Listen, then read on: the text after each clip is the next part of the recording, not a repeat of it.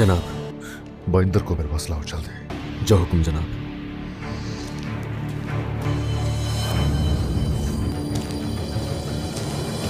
सोना हमने ढूंढ लिया। अल्हम्दुलिल्लाह उस्मान साहब, क्या आप जानते हैं ये गद्दारी करने वाला कौन है? हर चीज से वाकिफ है।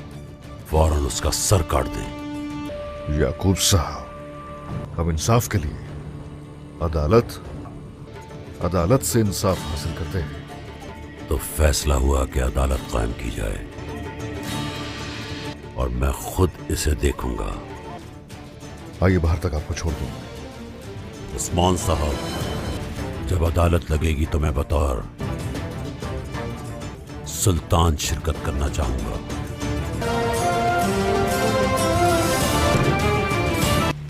क्या बात है शहजादे। उस्मान सरदार ये खबर सुनकर कितना खुश हुए होंगे शहजादे।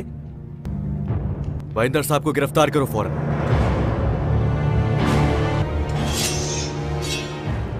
बुरहान साहब को जख्मी किया और आपने खजाना चुराया। आपको कोई गलत फहमी है शहजादे? सारे सबूत आपके खिलाफ हैं। गद्दारी और मैं? और सोना भी हमें आपकी रिहाइश से मिला है। कुछ सोना यही था। ये बौतान है जो आपके कमरे से बरामद हुआ है बाइंदर साहब। खुदा ना खास्ता। क्या आप मुझे नहीं जानते? मुझे बताएं। जौंदर कबीले का सरदार हूं मैं, बाइंदर। इन्हें जिंदान ले जाओ। बाइंदर सोने के लिए अपना ज़मीर नहीं बेच सकता।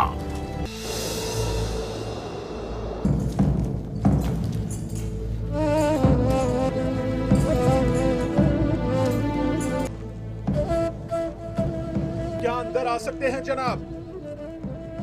आ जाओ।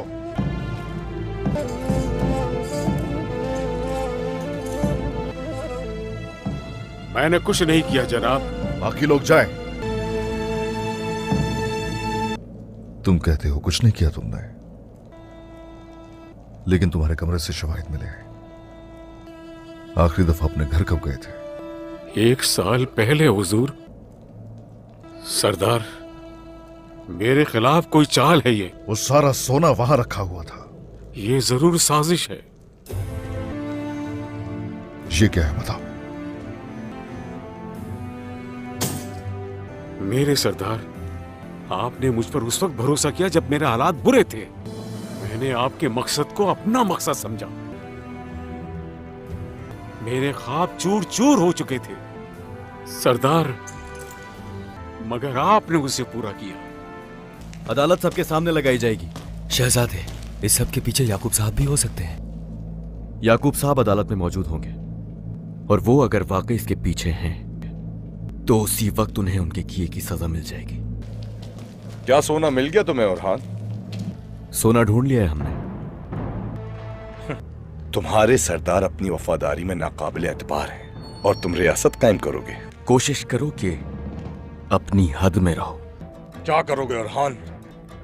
डरने की जरूरत नहीं। क्या तुम किसी और लिबास में छुपकर मेरा सामना करोगे? नहीं, मुझे एक मौका मिल जाए ना तो बचोगे नहीं। गुस्सा नहीं। ओरहान, रहमत, अपने शहजादे की हिफाजत कीजिए। ये उस्मान साहब की अजमत तक नहीं पहुंच सकता।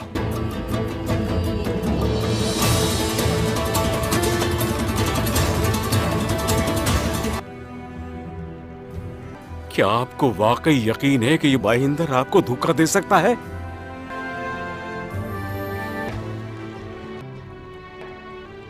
बहुत से साल गुजर गए,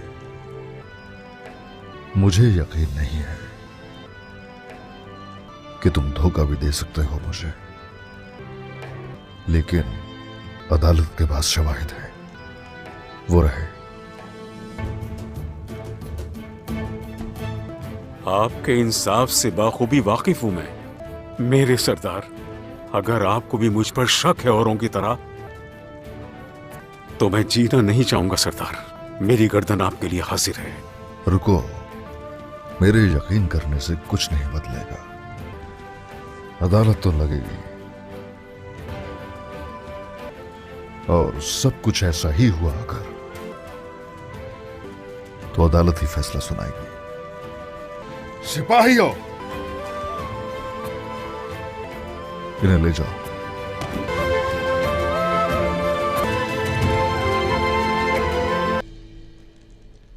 बाला बीमार हो गई है और मलहून ने अभी तक ये बात उस्मान को नहीं बताई। तो क्या करेंगी वालिदा? हम सबसे पहले ओरहान के खिलाफ खेलेंगे। अपने खून का बदला लेना चाहते हो ना मेहमत? ओरहान के साथ हम कुछ और करेंगे। मैंने होलोफेरा को पैगाम भिजवाकर उसे बाजार में मदऊ किया है। अगर तुम होलोफेरा से शादी कर लो, खूबसूरत लड़की है, तिजारत भी खूब जानती है, तो वजीरों के साथ हमारी तिजारत तरक्की करेगी। वो अपनी माँ की वजह से होलोफेरा से महरूम हो रहा है। जब हम होलोफेरा हासिल कर लेंगे तो वो अपने खानदान से भी दुश्मनी करने लगेगा। अलाउद्दीन, महेंद्र के से ताल्लुक है या नहीं, तुम इसकी तस्दीक करोगे। आपका क्या मशवरा है बाबा? एहतियात से काम लेना है। याद रहे, कल अदालत लगाई जाएगी।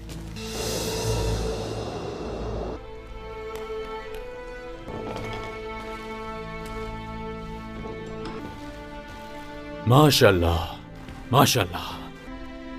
आप ठीक हो जाएंगी, ठीक हो जाएंगी इंशाल्लाह। इंशाल्लाह। हमें कोई निशान नहीं मिला वहां से, मगर उन्होंने ये छोड़ दिया है, ये तबीब के हाथ में था जो जख्मी सिपाहियों को लगा था। ये तीर तो कुफ्फार का है। फिर मैं फौरन बोरान के पास गया और उनके जख्मों को देखा। वो जख्म हमारी तलवारों से नहीं लगे थे, ये काफिरों का तीर है बाबा। ये सबूत काफी नहीं है, पता लगवाओ हर चीज का। ये काम मुझ पर छोड़ दें।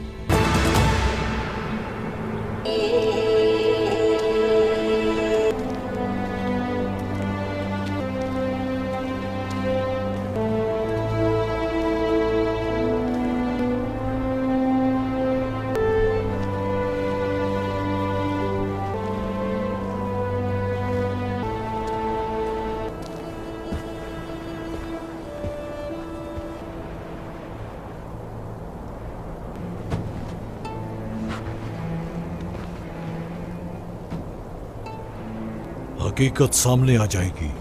मैंने कभी भी खयानत नहीं की है। आप खामोश रहें महेंद्र साहब। पहले गवाहों को सुना जाएगा और शवाहिद की जांच की जाएगी। ओरहान साहब। बहुत शुक्रिया काजी अफंदी। जैसा कि फैसल ने हमें कहा था, तो हम निशानात के पीछे गए, तो वो जो निशानात मिले बाइंदर साहब की रिहाइशगाह तक पहुंचाया उन्होंने। मैंने खुद से किसी को शक में नहीं डाला, वही कहा जो सुना था। जी काजी साहब, सोना हमें बइंदर साहब के कमरे से ही मिला। महेंद्र साहब, ये जिस घर की बात कर रहे हैं, क्या वो घर आपका है? जी वो घर मेरा ही है। ये काम आपने अकेले किया या आपके साथ दूसरे लोग भी थे? मैं बेगुनाह हूं, मेरा कोई कसूर नहीं। बाइंदर साहब, ये जुर्म छुपाकर कहां जाना चाहते हैं बाइंदर साहब? हाँ? और हान, अदालत के सामने आवाज नीचे। खामोश और हान। मेरी पैसे के लिए जो मोहब्बत थी, तवील अरसे पहले मैं उस मोहब्बत को छोड़ चुका हूं। शायद मेरी किस्मत में मौत यूं ही लिखी गई। आपको कोई फायदा नहीं होने वाला इस तरह की बातें करने से। महेंद्र साहब की तरफ से क्या कोई गवाह मौजूद है? उस्मान साहब, क्या आपके पास इस बारे में कोई गवाह है? नहीं। हुक्म सादिर किया जाता है। जल्दी करो अलाउद्दीन। मैं इस फैसले को कबूल करूंगा। अगर मेरा किसी पर कोई हक है तो वो मैं माफ करता हूं। कातिब साहब, तारीख लिखिए। मैं अपनी गर्दन इंसाफ के लिए कुर्बान करता हूं। शवाहिद की दोबारा तस्दीक हो चुकी है। इन पर इल्जाम सरदारान और सिपाहियों की गवाही से साबित हुआ है। इन तमाम चीजों को मद्देनजर रखते हुए हम ये फैसला करते हैं, इनका सर कलम कर दिया जाए।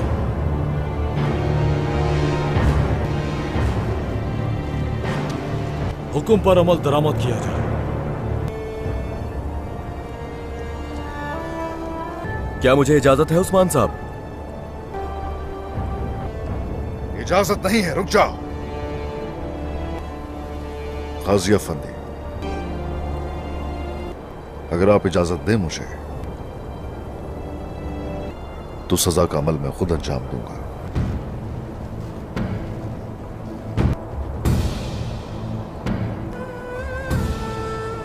आ जाओ बेटा।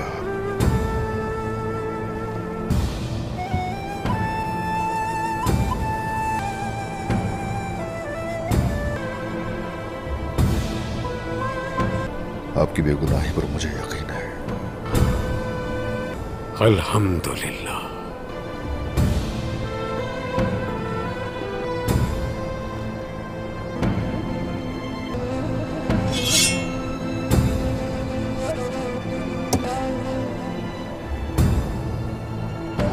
अस्सलामुअलैकुम नाजरीन, आप देख रहे हैं सबक टीवी यूट्यूब चैनल। दोस्तों आज हम बात करेंगे कुरुलुस उस्मान सीजन 5 की किस्त नंबर 32 के बारे में। दोस्तों इस किस्त के आगाज में आप लोग देखेंगे उस्मान साहब ओरहान से कहते हैं, ओरहान बयंदर साहब को मेरे सामने ले आओ ताकि हकीकत आया होने तक वो मेरी नजरों के सामने रहे। ये कहकर उस्मान साहब दोबारा अंदर चले जाते हैं और याकूब साहब से कहते हैं खजाना मिल गया, मसला हल हो गया। यह सुनकर याकूब साहब कहते हैं बहुत शुक्रिया उस्मान साहब, लेकिन ये काफी नहीं है। क्या उस गद्दार का भी पता चला? उस्मान साहब कहते हैं हर चीज का पता चल गया है। याकूब साहब कहते हैं फौरन उसका सर उतार दें, इस मसले में गद्दार का सर कलम करना लाजमी है। उस्मान साहब कहते हैं याकूब साहब आप यहाँ मजबूत सल्तनत बनाने की कोशिश कर रहे हैं, ये मसला इस तरह हल नहीं होगा, बल्कि हम अदालत, काजियों और शवाहिद के साथ इंसाफ करेंगे। अब ये हमारा अंदरूनी मसला है। ये कहकर उस्मान साहब जाने लगते हैं। याकूब साहब कहते हैं जब अदालत कायम होगी तो मैं बतौर सुल्तान उसमें शिरकत करूंगा। जिस दिन से आपने मेरी बैत की उस दिन से कोई भी मसला अंदरूनी या बैरूनी नहीं है। देखते हैं कि इंसाफ कैसे होता है। उस्मान साहब कहते हैं अदालत कायम होने पर आप अपनी आंखों से देख लेंगे। ये कहकर उस्मान साहब वहाँ से चले जाते हैं। दूसरी तरफ बयंदर साहब ओरहान से कहते हैं उस्मान साहब को खुशखबरी मिलने पर उस्मान साहब बहुत खुश हुए होंगे, उन्हें आप पर फख्र होगा शहजादे। ओरहान कहते हैं बयंदर साहब को गिरफ्तार कर लें। ये सुनकर सिपाही उन्हें पकड़ लेते हैं। ओरहान कहते हैं बयंदर साहब खजाना चोरी करने, पुरान सिपाही को जख्मी करने और हमारे सिपाहियों को कत्ल करने के इल्जाम में आपको गिरफ्तार किया जाता है। बयंदर साहब कहते हैं ये आप क्या कह रही हैं शहजादे, आप किस सोने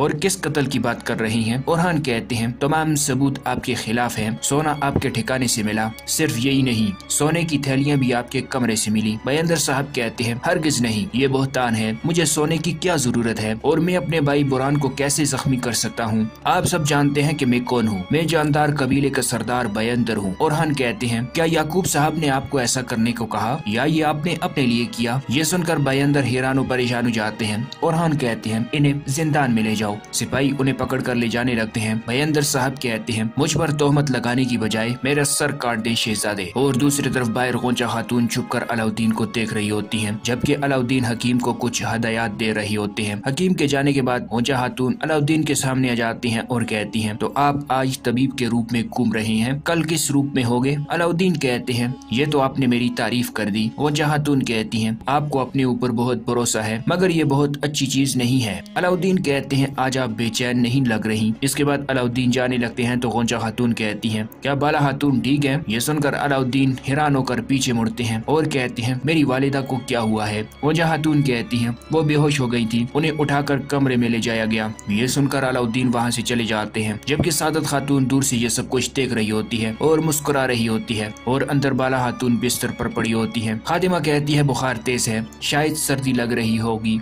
इन्हें आराम की जरूरत है। इसके बाद बाला खातून को होश आ जाता है और अलाउद्दीन और गौंचा खातून भी वहाँ पर पहुँच जाते हैं। अलाउद्दीन कहते हैं क्या आप ठीक है वालिदा? बाबा ने तो कहा था कि आप उठ गई हैं। मलून खातून कहती हैं इन्हें सफर की थकावट है, लेकिन अब ये ठीक है। बाला खातून कहती हैं मैं ठीक हूँ, डरने की जरूरत नहीं है, मैं इसी वजह से यहाँ नहीं आना चाहती थी कि ताकि आप लोग परेशान न हो। और दूसरी तरफ बयंदर साहब को पकड़कर उस्मान साहब की तरफ लाया जा रहा होता है और कुछ देर बाद बयंदर साहब उस्मान साहब के पास पहुंच जाते हैं। बयंदर साहब कहते हैं मैंने कुछ नहीं किया मेरे सरदार। उस्मान साहब सिपाहियों से कहते हैं तुम लोग बाहर चले जाओ। इसके बाद वो सिपाही बाहर चले जाते हैं और कहते हैं बयंदर साहब आप कह रहे हैं कि आपने कुछ नहीं किया, मगर उन्हें आपके कमरे से बहुत कुछ मिला है। बयंदर साहब कहते हैं हुजूर मेरे खिलाफ कोई खेल खेल रहा है। उस्मान साहब कहते हैं आखिरी बार आप अपने ठिकाने पर कब गए थे? बयंदर साहब कहते हैं 1 साल हो गया है, वहाँ कुछ भी नहीं है। उस्मान साहब कहते हैं आप कह रहे हैं कि वहाँ पर कुछ नहीं है, लेकिन जब सिपाही गए तो वो भरा हुआ था, सारा खजाना वहीं से मिला है और ये थैलियाँ आपके कमरे से मिली हैं। बयंदर साहब कहते हैं हुजूर जिसने भी ये मंसूबा बनाया है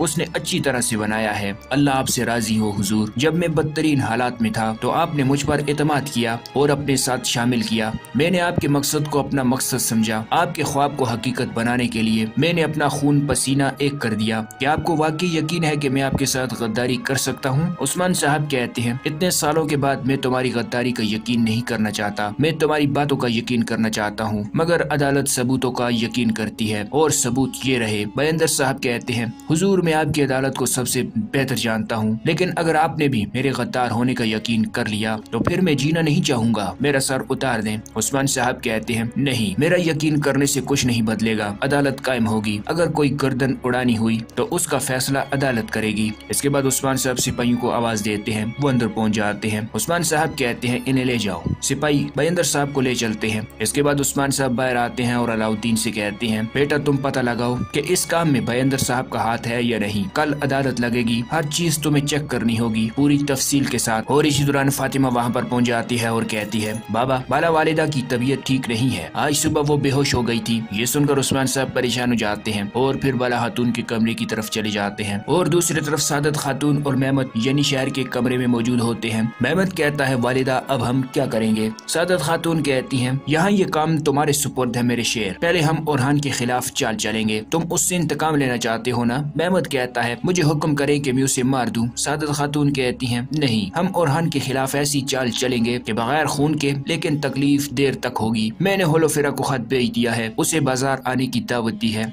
वो खूबसूरत लड़की है और तजारत में भी माहिर है, अगर तुम होलोफेरा से शादी कर लेते हो तो हमारी तजारत बढ़ जाएगी। मेहमद कहता है इससे ओरहान पागल हो जाएगा। दूसरी तरफ होलोफेरा अपने घर में वो दावतनामा पढ़ रही होती है जो सादत खातून ने उसे भेजा था। फिर वो कहती है सादत खातून ने मुझे सरहदी बाजार में आने की दावत दी है। उसकी खादिमा कहती है क्या आप जाएंगी शहजादी? इसके बाद होलोफेरा कहती है सिपाहियों को तैयार करें, हम सरहदी बाजार की तरफ जाएंगे। और दोस्तों ये किस्त यहाँ पर खत्म हो जाती है, नेक्स्ट एपिसोड में मिलते हैं, तब तक अल्लाह हाफिज। अऊज़ु बिल्लाहि मिनश्शैतानिर्रजीम, बिस्मिल्लाहिर्रहमानिर्रहीम, अस्सलामु अलैकुम वरहमतुल्लाहि वबरकातुहू। तैमूर ने अपने दोनों कमानदारों को दोनों तरफ से हमला करने का हुक्म दिया और ख़ुद फ़ौज के मरकज़ी हिस्से के साथ मुकाबले के लिए तैयार हो गया। तैमूर के सिपाही जानते थे कि जंग में बुज़दिली या पीठ दिखाने का मतलब ख़ुद तैमूर के हाथों मौत है, इसलिए वो जंग के दौरान पूरी जानफशानी और पामर्दी का मुजाहरा करते थे। अपनी तमाम तर बहादुरी और जंगी तजर्बे के बावजूद तैमूर जब फ़ौज के मरकज़ी हिस्से को लेकर दुश्मन के सामने पहुंचा तो उन्हें बेहद ज़बरदस्त मज़ामत का सामना करना पड़ा। एक तरफ से दुश्मन के नेज़े इनके घोड़ों को नकारा बना रहे थे और दूसरी तरफ से इन पर बरसने वाले पत्थर सिपाही का किला कर रहे थे, मगर फिर भी तैमूर ने पीछे हटने का हुक्म नहीं दिया, क्योंकि वो जानता था कि अगर ऐसा किया तो उन्हें इबरतनाक शिकस्त से कोई चीज़ नहीं बचा सकती। तैमूर के दोनों सरदारान दोनों जानब से भरपूर हमला कर रहे थे और जल्द ही ये खबर मिली कि अर्गिन चतीन जुनूब की तरफ से सब्ज़वार की फ़ौज में रखना डाल चुका है। अगले ही लम्हे ये इतला भी आ गई कि सब्ज़वार की फ़ौजें गुलर बेग के सामने पसपाई इख्तियार कर रही हैं। ये दोनों ख़बरें अगरचे बेहद हौसला अफजा थी, मगर तैमूर तमाम तर कोशिशों के बावजूद सब्ज़वार की फ़ौज के मरकज़ी हिस्से को पीछे धकेलने में कामयाब नहीं हो रहा था। यूँ लग रहा था जैसे दुश्मन ने अपना सारा ज़ोर इसी मरकज़ी हिस्से पर लगा दिया है और अपने बेहतरीन जंगजू फ़ौज के मरकज़ी हिस्से में जमा कर दिए हैं। तैमूर तमाम तरकुवत से दुश्मन पर हमला कर रहा था कि अचानक एक भारी पत्थर बरसने की आवाज़ आई। ये पत्थर इस जोर से आकर लगा कि चंद लम्हे के लिए तैमूर का सर चकर आ गया। ताहम वो चूँकि आहनी खुद लिबास पहने हुए था, इसलिए सर फटने या बेहोश होने से महफूज रहा। अगरचे इसके दोनों अफसर दुश्मन की फ़ौज को दोनों जानब से पीछे धकेल रहे थे, मगर तैमूर खुद भारी जानी नुकसान उठा रहा था। इसी दौरान तैमूर के सिपाही सब्ज़वार के कुछ सिपाहियों को गिरफ्तार करने में कामयाब हो गए। मालूम हुआ कि इनमें अली सैफुद्दीन का छोटा भाई मोहम्मद सैफुद्दीन भी शामिल है। बहरहाल शमाल और जुनूब की तरफ से तैमूर के दोनों सरदारों ने सहपहर तक इस जोर का दबाव डाला कि अली सैफुद्दीन को घेरे में आने का ख़तरा लायक हो गया और इसने ऐन इस वक्त जब घुमसान की लड़ाई जारी थी पीछे हटने का हुक्म दे दिया। अगरचे जंगी असूलों के मुताबिक तैमूर को पसपाई इख्तियार करती फ़ौज का पीछा करना और इसका ज़्यादा से ज़्यादा नुकसान करना चाहिए था, मगर इसने ऐसा न किया क्योंकि एक तो रात फैलने वाली थी और इसके बहुत से सिपाही जंग में काम आ चुके थे। रात की तारीकी फैल जाने पर ज़ख़म और मुर्दा सिपाहियों में तमीज़ करना मुश्किल था। मज़ीद ये कि तैमूर को मरकज़ी हिस्से से बेहद नुकसान उठाना पड़ा था।